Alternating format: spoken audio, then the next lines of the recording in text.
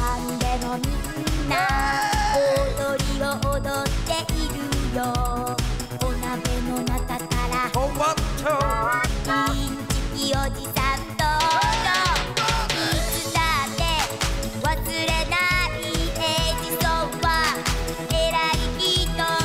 そんなの常識。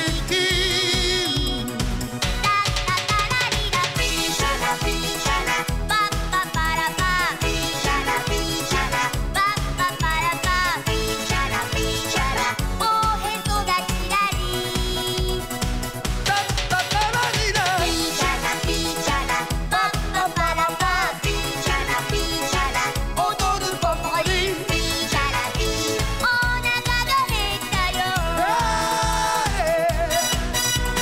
ピーシャラピーシャラパッパパラパピーシャラピーシャラ踊るポポリピーシャラピーお腹が減ったよ。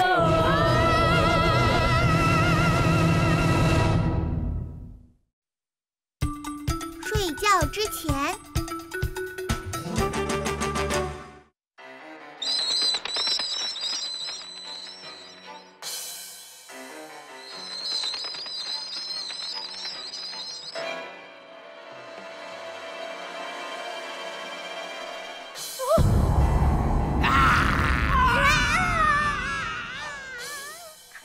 好可怕！真恐怖啊！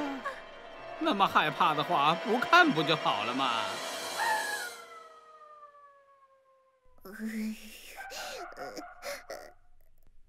姐姐，你睡着了吗？干嘛？刚才看完吸血鬼，现在害怕的都睡不着觉。跟我说一会儿话好吗？我现在困得很，先睡了。不要啊！糟了，突然还想上厕所。如果吸血鬼出来怎么办？再怎么样，这里也是没有吸血鬼的。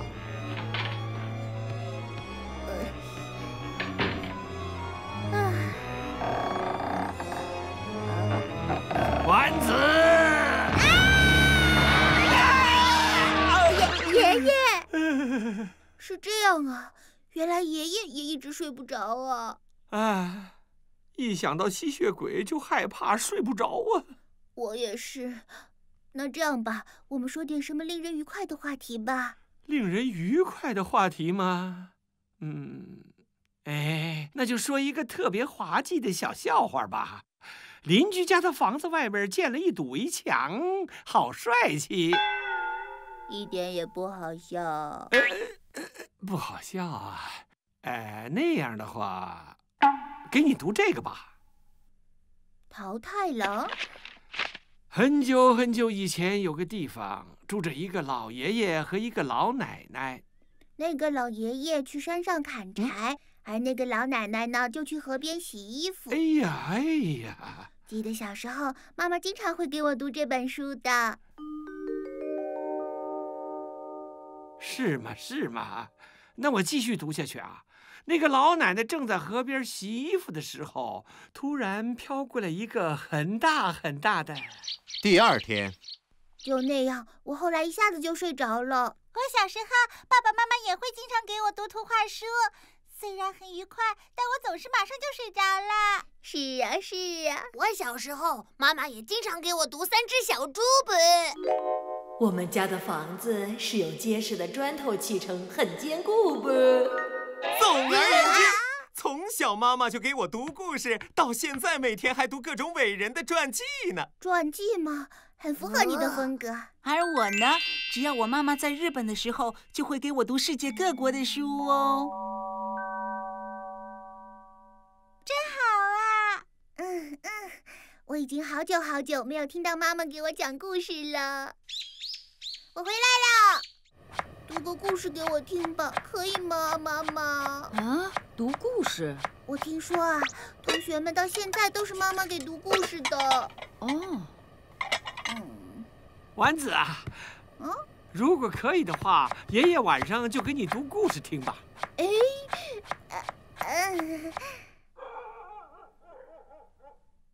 开始了啊！桃太郎的话就算了，所有的内容我都知道了。是这样啊。那么浦岛太郎的故事怎么样？这个也知道了。那么讲金太郎，看起来爷爷很喜欢太郎啊，说点有女主角的故事吧。辉夜姬之类的。诞生于竹子里的女孩长大之后回到了月亮上，是不是？咱们家还有什么其他图画书吗？我们家里有的图书我都已经反复读过好几遍了。那样的话，听听这个怎么样？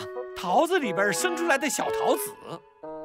桃子啊，对呀，我刚刚想到的一个全新的故事啊，和我的名字一样，好像有点意思啊。当然了，那么要开始讲小桃子的故事啦。很久很久以前，有个地方住着一个老爷爷和小桃子。有天，他们出发去了鬼岛，途中啊，他们遇到了一条非常特别的狗。等一下嘛，这不是和桃太郎一样的吗？好像是啊。好不容易主人公是女孩子，我就想听更有女孩子感觉的故事。女孩子感觉的？比如说陪伴主人公的不是狗和猴子，而是兔子或松鼠。还有，不是去和恶魔作战，而是和恶魔变成了好朋友，怎么样？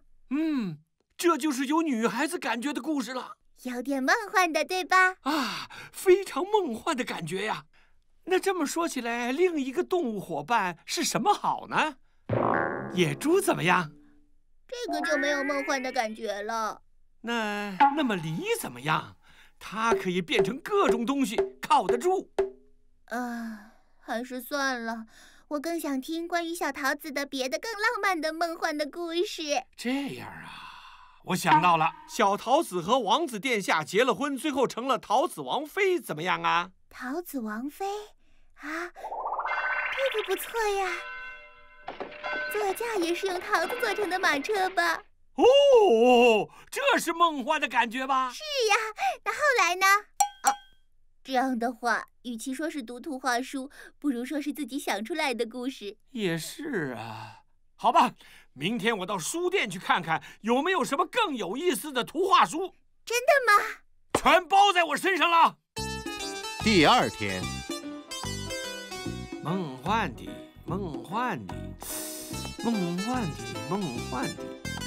这么多书都写的梦幻的，到底是什么样的故事呢？梦幻，奇怪的，还有个滴答滴答滴答。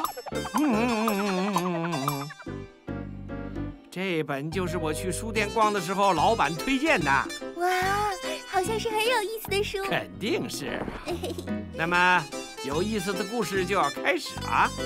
有一个少女住在龙达里的彩虹和雪的国家。贝龙和一条小狗生活在。爷爷，你没事吧？哎呀，咬到舌头了。那个少女和一条小狗生活在一起。贝龙在壁炉面前的摇椅上摇晃着，快要睡着了。于是呢，彩虹精灵和和平女神这样说了：“那你就从这彩虹桥上过去吧，那就是魔法之国的婆婆龙。”是贝龙才对吧？是啊，是爬爬龙，对不起。说了是贝龙。好像是做梦呢。我来到魔法之国，佩龙呢，对身边的所有事物都感到很新鲜。虽然好像是很有意思的故事，但是进展的不顺利嘛。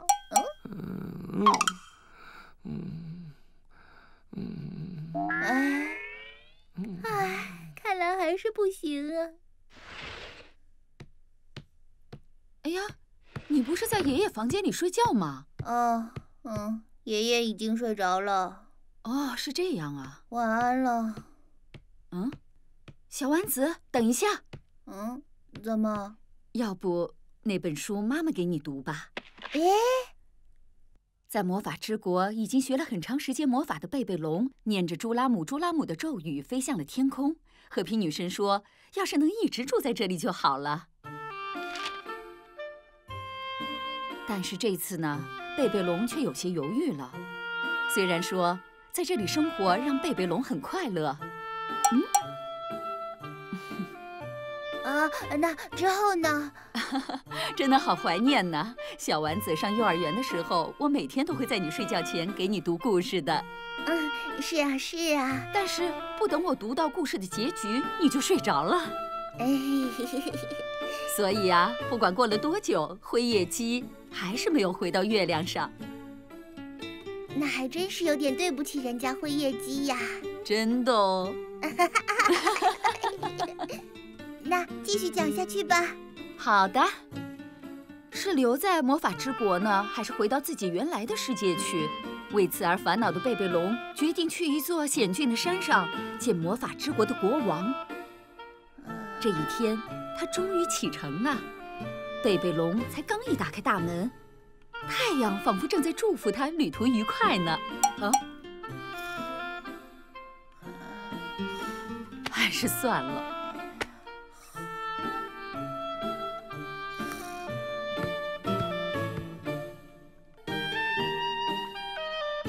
小丸子想要知道这个故事的结局，好像还是有点太早了。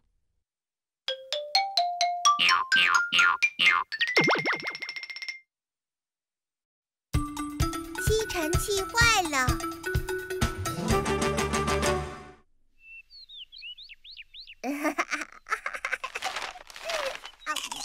小丸子，这又不是你的房间，弄得乱七八糟的。因为这里晒得到太阳，暖乎乎的，太舒服了嘛。快点收拾干净，用吸尘器打扫一下。等一下再去。立刻给我收拾！知道了。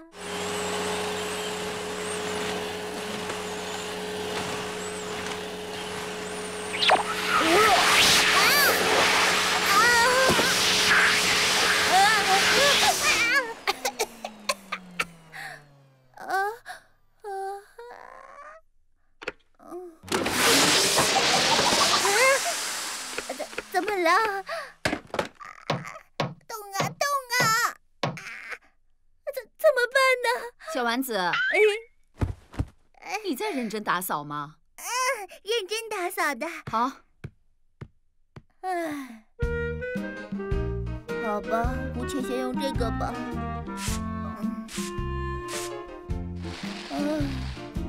果然没有吸尘器的话，真是太辛苦了。这下干净整洁了。还好啦。那么我把吸尘器拿走了。为什么？因为要打扫起居室了。那可真是糟糕啊！为什么？没什么。真是搞不懂你到底在说什么呀！等一下啦，要不今天我来打扫起居室的卫生吧？我到底在做什么呀？小丸子，你不用吸尘器吗？我觉得扫帚更好用。更好用？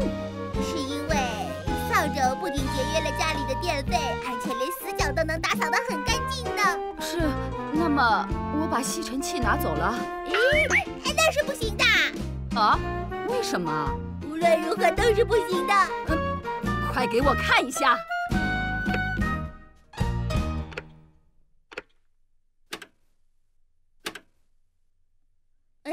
你给弄坏的吧？真对不起这个嘛，把火盆上的灰吸进去堵住了，当然会出故障了。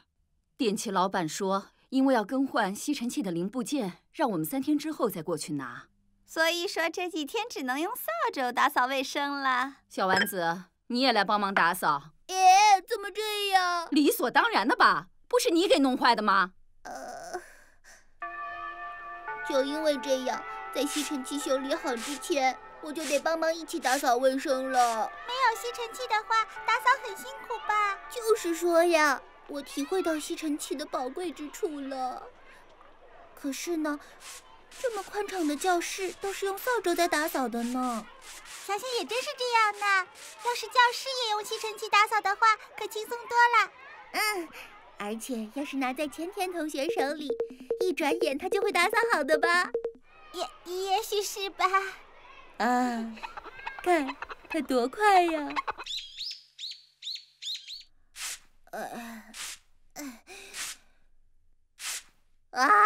好麻烦啊！哎呀，你还好吧？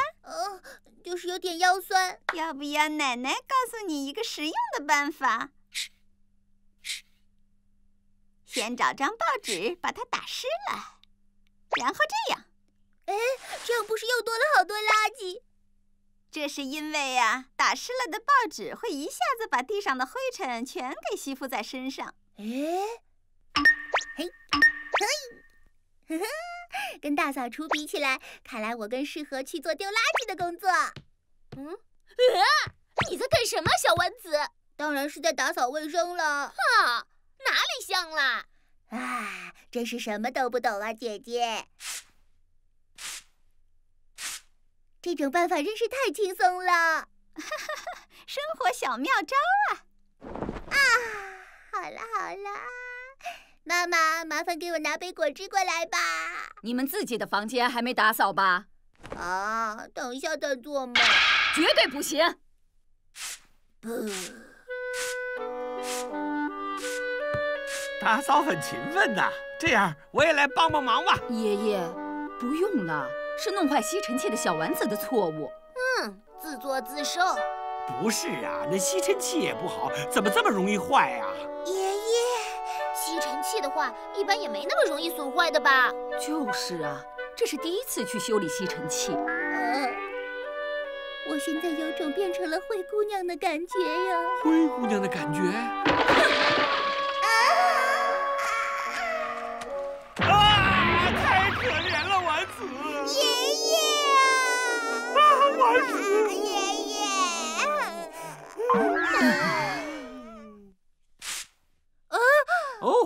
扫帚也应该有使用它的窍门啊！就是啊，掌握不好的话，还是会有垃圾留下来的。看来吸尘器真的是很伟大的发明啊！希望能尽快修理好啊！吸尘器头的那部分应该没送去修理吧？应该事先把它取下来呀！光这样的话没办法使用的。就是啊，没了吸力，它也没有用处了。也是啊，总不可能用自己的嘴巴去吸吧？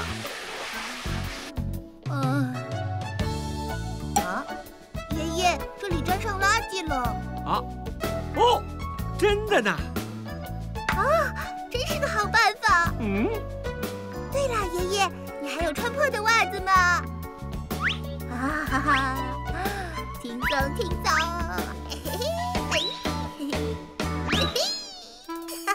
真是太好玩了！没想到我这破袜子竟然会有这么大的用途啊！对呀，既然这样的话，准备好了，出发吧！这样很方便呐！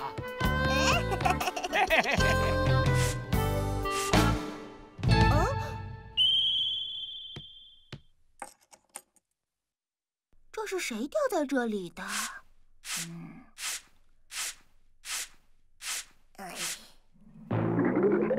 这不是很幸运吗？收下吧。不行哦，捡到了钱要马上交给派出所的。在自己家捡到钱还是交给派出所？哪有这种笨蛋的？不行，一定要实话实说。丸子啊，你怎么了？这个嘛，妈妈，什么事？打扫的时候捡到钱了。这个对了，我刚才急急忙忙的要付报废时掉出来的，完全忘记这回事了。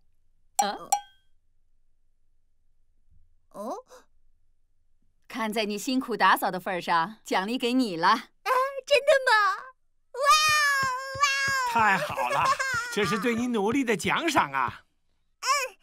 好嘞，我要更加努力的打扫家里。怎么到处都找不到呢？怎么那么热心呀？找不到什么了？垃圾，我还以为会会有很多垃圾，但却没有想到家里却意外的干净。那是因为平常妈妈呀都已经打扫过了。这样啊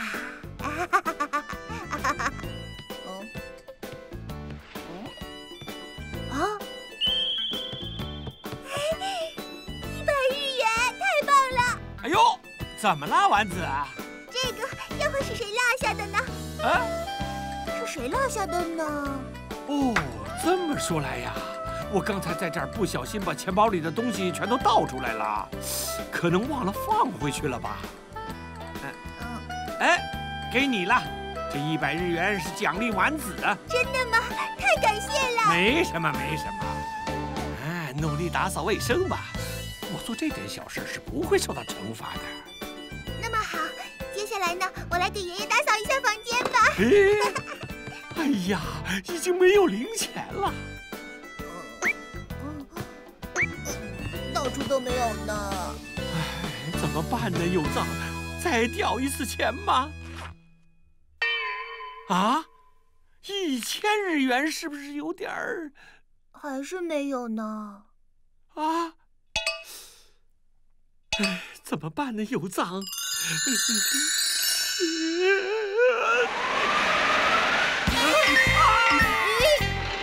等等！哎呀！哎呦！小丸子，爷爷，穿着袜子想去干嘛呀？小丸子，给我认认真真去打扫。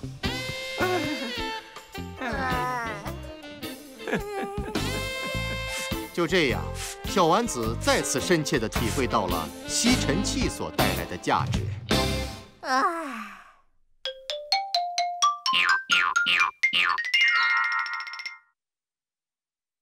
王伟同学，你别管我了，我的心脏已经快不行了。小鱼，谢谢你，到现在还和我做好朋友，能遇到小鱼真是太好了呀！有别了。下一集樱桃小丸子讲的是王伟同学好心帮倒忙和小丸子被刺吓到，敬请期待。